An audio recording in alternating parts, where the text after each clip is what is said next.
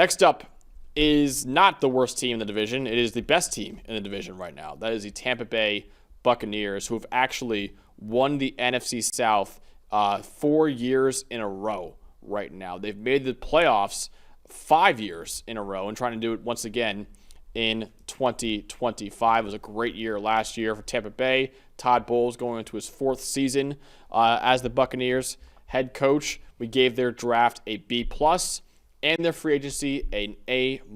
What is the biggest strength right now of the reigning defending 4 times in a row NFC South champions? I'll be honest with you. If you were just going to build an offense and try to build a really well-rounded offense, you've got pretty much everything you could ask for. You've got a young, ascending offensive line. Obviously, one of the issues this year is going to be Tristan Wirfs missing the first 4 games with his injury. But you look at Barton and Cody Mauch and Luke Gedeke and those guys on that offensive line, right? You've got a team that last year was top 8 in passing grade, rushing grade, receiving grade, and pass blocking grade. Top 8 in all 4 of those. They're run blocking a little closer to average, but the only other team in the top 8 of all 4 of those categories was the Baltimore Ravens, and by the numbers, they really had the best offense, you could argue, in football last year with Lamar and Derrick Henry and everything they're doing. Baker Mayfield, career-high PFF grade, 6th best passing grade in the NFL last year.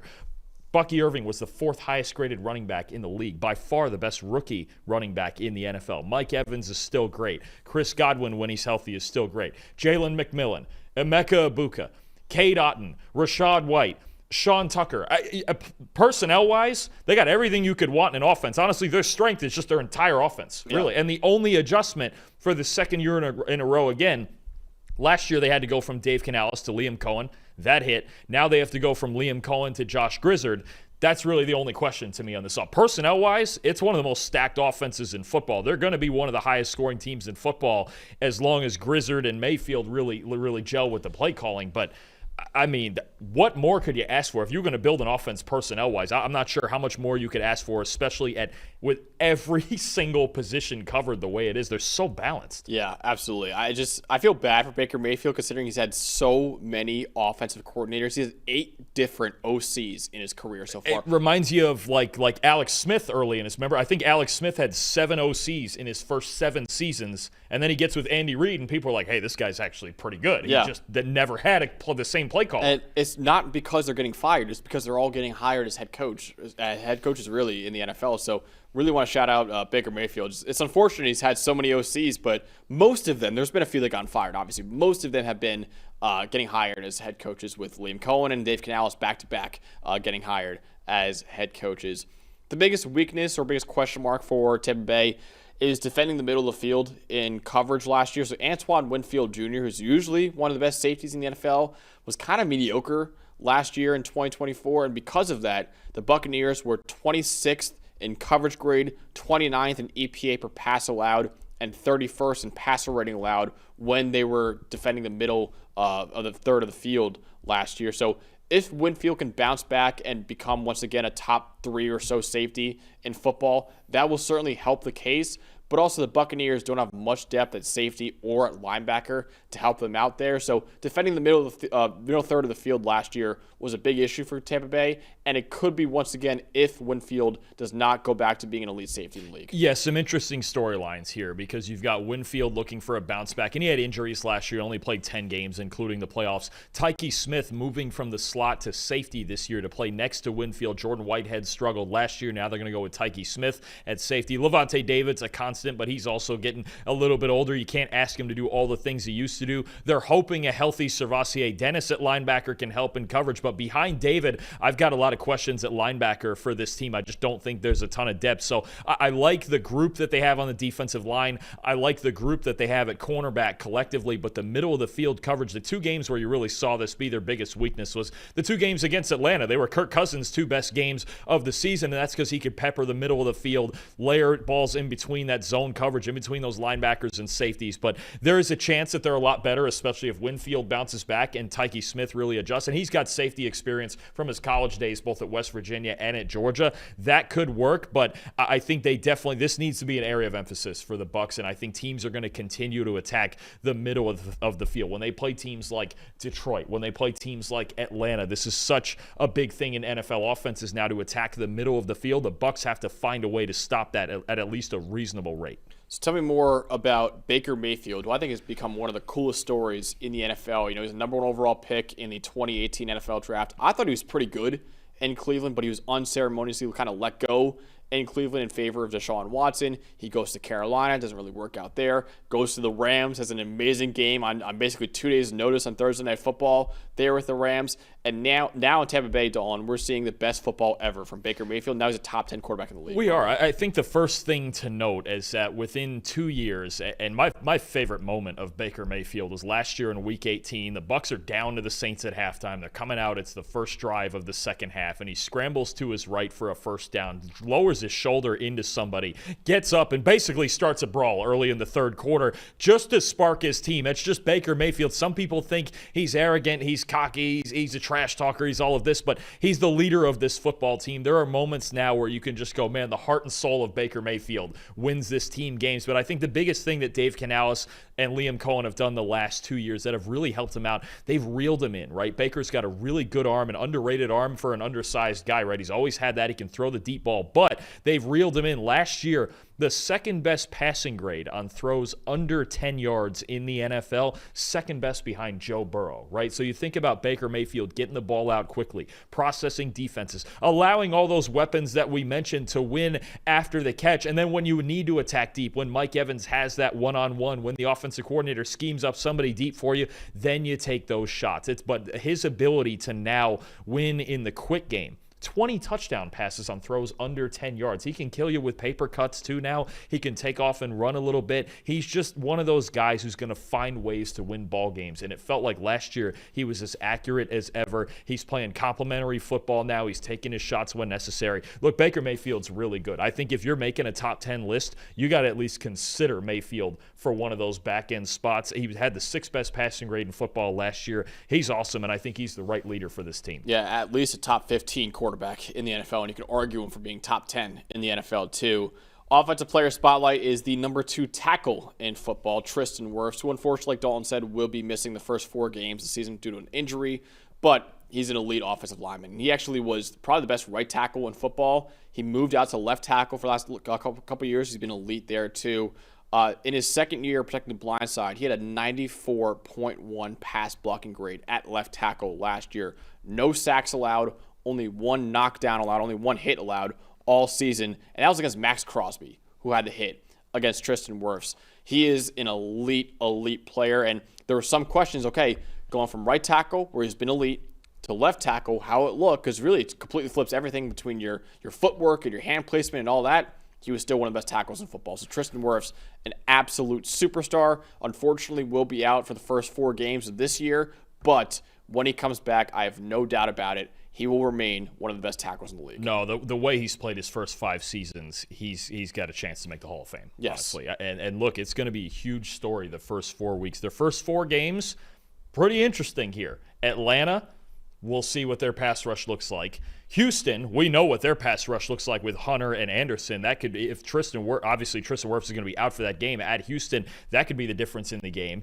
The Jets, who aren't great off the edge, but if they have Jermaine Johnson and Will McDonald, that could be decent. And then Philadelphia, with everything that they have, it's going to be an early story in this season for Tampa Bay. Tristan Wirfs' injury, missing the first 4 games. He's arguably the best pass protector at any position in football.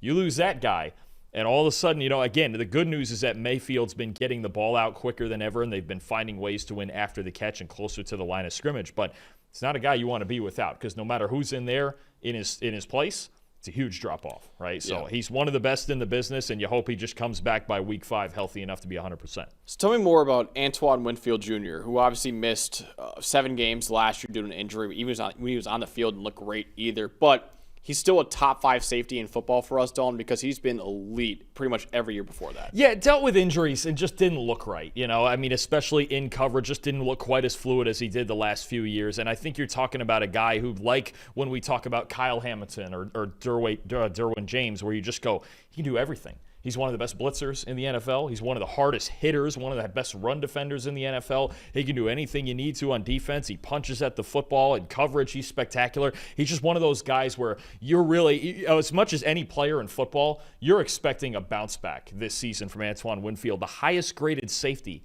in the NFL the previous 3 seasons, right? Yeah. So I'm going to chalk it up to injuries. And again, when we talk about this middle of the field coverage for the Bucs, it could be a lot better just with a 100% version of Winfield playing 17 games because he's that dynamic a player. I think so often this safety, the best safety in football argument, kind of, it feels like lately just gets thrown towards Kyle Hamilton. Antoine Winfield's basically the same player. You can do anything, literally anything on a football field. So I think getting him back healthy, getting him back close to what he was the previous 3 seasons is going to be a huge boost to this Bucs defense, but a spectacular football player. His first 4 years were as good as any safety in the NFL. Just need to bounce back from. I'm going to chalk it up to injuries. He's like a miniature version of Kyle Hamilton, like 5'9", 200 pounds, but still just as effective. Yeah, I mean, it just, you talk about any time, and you need a game-changing play, a forced fumble, a sack blitzing off the edge. You need a big hit in the run and in run defense to really change the attitude.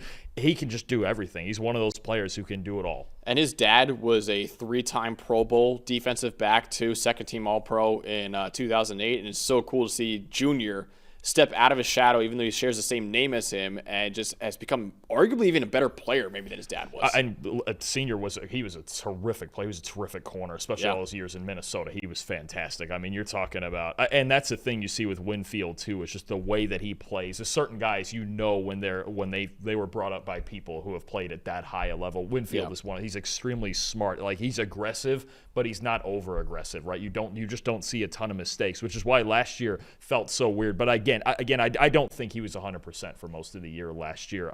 You could tell, especially late in the year. So an improvement, if you get back to top 5 safety play from Winfield and Tyke Smith is pretty good, all of a sudden you start to round out this defense really, really well. And Benjamin Morrison, shout out Drake Holiday in the chat. He goes, damn, I just remembered the Buccaneers got Benjamin Morrison. That secondary is going to be sweet. It is going to be sweet. Benjamin Morrison, love this pick for Tampa Bay in the second round of the draft. Yes, he wasn't the first pick for the Buccaneers, Emeka Egbuka, who will be a big contributor to that receiving core. And I've heard a lot of rave reviews already from Baker Mayfield about how Emeka Egbuka is just a pro's pro already, which is not surprising considering how his tape was at Ohio State. But Benjamin Morrison, he unfortunately suffered a hip injury last year that kind of kept him out of most of last season, about half of last season.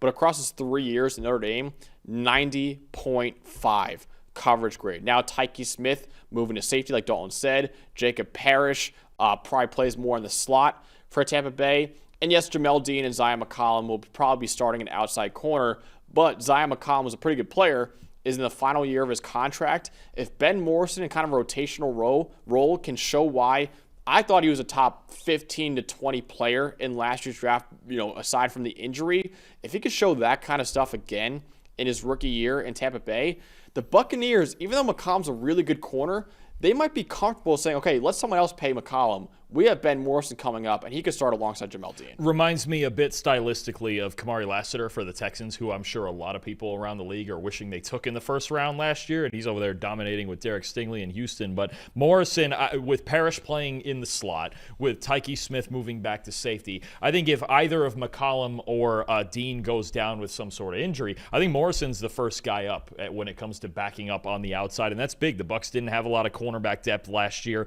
and I think eventually, you mentioned it, this guy was a top 20 talent. He was spectacular, especially as much man coverage as Notre Dame played throughout his career. Just terrific, and terrific against a lot of the best receivers in college football in his 3 years at Notre Dame. So I think this is someone we're going to be watching very, very closely. I think this is somebody who could look at the second round cornerbacks, first of all. I know we've talked about a couple of them in these previews already, but you look at Ben Morrison, Will Johnson, Trey Amos in Washington. These are all guys that some people thought were very solid first-round talents, and obviously 2 of them had medical issues and things like that. But I think this is going to be a story in this draft class, is which or how many of these second-round cornerbacks can be successful starters in the NFL, because they certainly have the talent to do it. Look out for Morrison, again, probably in more of a backup or rotational role this year, but moving forward, and with Zion McCollum in the last year of his contract, and Jamel Dean's not getting any cheaper either, I think Morrison's a big part of this team's future. Love the first 2 picks that Tampa Bay had between Emeka Egbuka and Ben Morrison. A steal they got last year. Ben Morrison could be a steal in 2025, but the steal they got last year, Dalton, is the best bet here. Bucky Irving, who was a day 3 pick of the NFL draft last year, phenomenal as a rookie. The best bet of the year is Bucky Irving over 1,000.5 rushing yards. So basically, will Bucky Irving hit 1,000 rushing yards in 2025? It's at minus 110 odds right now on DraftKings Sportsbook. PFF's projection for Bucky Irving is over 200 yards higher than that. We project him to have over 1,200 rushing yards. And again, that's the median. That's the average for Bucky Irving in our projection. So our average is over 200 yards higher than the betting line right now, which is 1,000.5 rushing yards. Bucky Irving had 78% of the running back carries last year for the Buccaneers in the final 4 games of the season. Ben expects him to have another similar role in 2025. And when Tristan Wirfs is healthy, that offensive line is one of the better ones in the NFL right now. So I'm with Ben, man. We project him to have over 1,200 rushing yards this year after an excellent rookie year. So 1,000.5 rushing yards right now, that's a steal. 4th in the NFL in yards per carry. 7th in rushing grade. We know he can make people miss. This offensive line's getting better. They were 18th in the NFL in run blocking grade last year. They're going to be even better with Cody Mauch developing, with Graham Barton developing, and then just wait till Tristan Wirfs gets healthy. But, yeah, I'm slamming that. And the recent Rachaad White groin injury that puts his status for week 1 in question. And I know we like you, especially like Sean Tucker. But if Rachaad White is out at all at any point, or if he's not 100% at any point, that volume is going to Bucky Irving. That's the only reason, he wouldn't get it is any sort of volume issue. But, let me look at the regular season total, because last year, including playoffs, he had almost 1,200 yards. I mean, last year, he ran for over 1,100. I have actually no idea why the over-under would only be 1,000. Yeah. Like, as efficient as he is, and he proved he was one of the best backs in football, and he's not going to come off the field a whole lot because he's a capable receiver too. If White is compromised at all, Irving hitting 1,000 yards, the only thing that would stop that to me is injury. Wasn't he the only only running back in the NFL to have 90-plus grades as a receiver and rusher? That sounds right to me. I think he was the only guy in the top 5 of both. Yeah, I mean, just a ridiculous rookie season that, look, even if you believed in Bucky Irving in last year's draft, you didn't think that was coming. No. I mean, the kid's a superstar. He's awesome, and he really became, as it got deeper into the season, obviously, but we got to remember, this Bucs team, too. Mike Evans was hurt. Chris Godwin, season-ending injury, right? Young receivers elsewhere. And yet Bucky Irving became kind of the engine of this offense, setting all the other guys up for success. So I think 1,000 yards, other than injury, I don't see a reason he wouldn't get there. He got to almost 1,200 yards on just 224 carries. And that's where we project him this year. So 200 rushing yards more than that. Yeah. That's a crazy line. Yeah, I'm going to bet that literally right after the show's over. All right, so the over-under for the Buccaneers right now is set at 9.5 on DraftKings Sportsbook. Do you think over or under for that? And will the Buccaneers win their 5th straight division title? I'm in. I'm likely in on both. I still got to work on division predictions, but I'm in. I just think this team's offense is so good. I mean, obviously we need Tristan Wirfs healthy, and if he gets back 100%, then that's pretty much my last question mark. Again, the only thing, and I did this last year, I was like, well, what's the adjustment to Liam Cohen? The adjustment to Liam Cohen was just fine, and Josh Grizzard has already been on the staff, so you'd expect similar type play calling. If they can adjust to Grizzard and the play calling is at least solid, this offense is so talented. There's still a decent defense, right? There's still at least a solid defense. Look at all the names. You got Vita Vea, Kalijah Cansey, Yaya Diaby, Levante David, Antoine Winfield. The corners, that is a pretty stacked room. I think they're the most talented team in this division, front to back. And if you get similar play calling from Grizzard, if you get similar play from Mayfield, you get a whole season of healthy Mike Evans. You get a whole season, hopefully, of healthy Chris Godwin. Not sure what his recovery timeline is quite yet. But even then, you have Jalen McMillan in year 2, solid last year. Emeka Egbuka, I think one of the most easily translatable players to the professional level. Do I think he's going to be the best receiver? Do I think he's going to be Justin Jefferson one day? No, but you felt like he was one of the easiest players to project in the draft class this year. And whoever got him was at least going to get a solid football player. They're stacked, especially offensively. I'll take the over on that. I will most likely pick them to win the division again because they have the most constants, and I love the way Mayfield's played since he's been there. But, yeah, I think the Bucs win in 10 games, barring, again, the pass protection without Wirfs the first few weeks, and even the first few weeks with Wirfs, depending on how the injury is healing, is going to be a question now. But they got so many good players on their team. It's hard to doubt them, and they have this tradition now, right? It's weird because now Tom Brady went and put in this winning tradition in Tampa Bay that's really never been there consistently.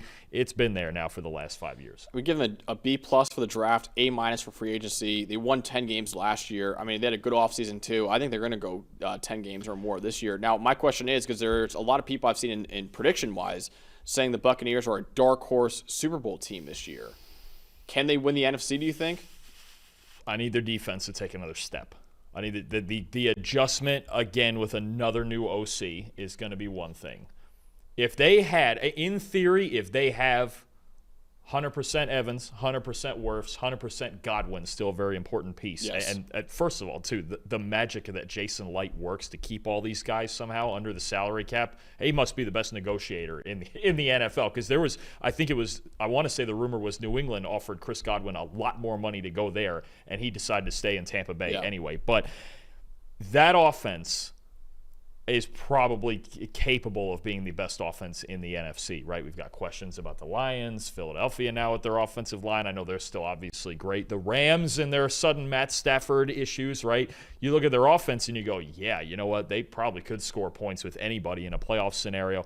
Defense got to take a step. I need a step up from what Winfield was last year. I need maybe Tyke Smith to be really good next to him. The pass rush could be a little bit better, without the blitz. Todd Bowles usually has to blitz a lot, but it is possible. I wouldn't call them the favorite, but there is a road if their defense takes a step up where you go, you know what, maybe they are a dark horse. Yeah, I think I'll probably say more of a divisional round team more than anything else. They have not made it past the divisional round since they won the Super Bowl in 2020.